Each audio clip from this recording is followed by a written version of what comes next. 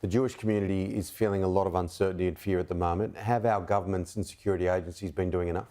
Security agencies, yes, they've committed their lives to keeping Australians safe. Governments, it's a mixed bag. Chris Minns and the New South Wales government have been resolute from day one. Chris Minns has apologised profusely for not being stronger in that demonstration at the Opera House 2 days after October the 7th, but he's not made that mistake again.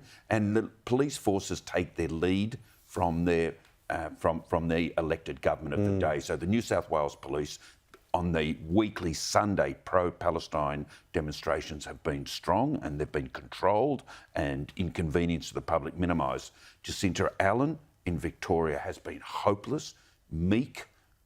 Even her response to the bombing of the AUSTRALIA synagogue, the firebombing, was timid, was delayed. She didn't turn up for several days. Prime Minister Albanese, sadly, from day one, got this wrong because he succumbed to domestic politics, where his senior cabinet ministers with a high Muslim voting proportion in their electorates dictated to him. And Penny Wong has, I'm afraid, with her conduct of foreign policy, particularly controlling the United Nations votes, has also made the Jewish community feel abandoned. Well, to that point, the Coalition has been critical of the Labor government's policy on the Middle East. Is foreign policy separate to the appalling anti-Semitic attacks that we've seen?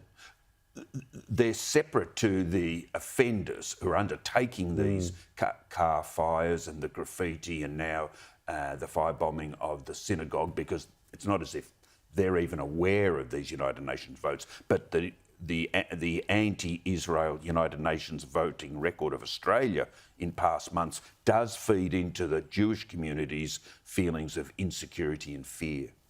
Now, the economy. The RBA has given the government some hope that there could be a rate cut before the election. The summer will be crucial to determine, but it's interesting, there's not a lot that happens over the summer domestically for them to say, well, in February we're going to go boom.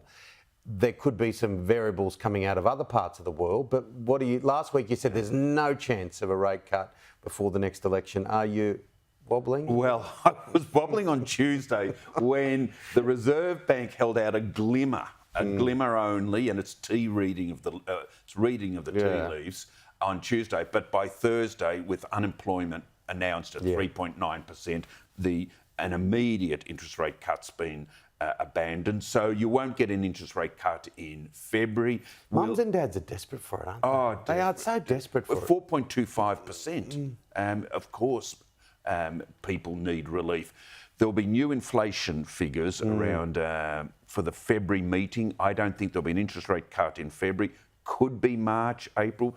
Probably comes too late to help the Albanese government. Better than not having it, but I don't think it's an election turner.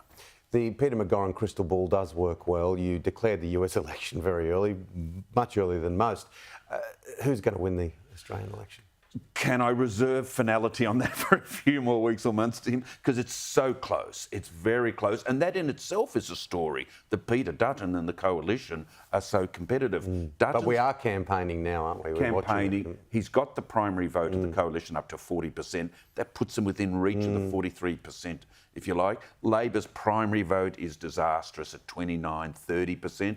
Dutton's outranking Albanese on a whole number of key characteristics: strength, command of the economy, foreign policy, national security. So the tailwinds are in Dutton's sails, but he's basically at Camp 3 of Mount Everest, and the summit is a long way off because it takes 21 seats. Okay, well, that's a nice analogy.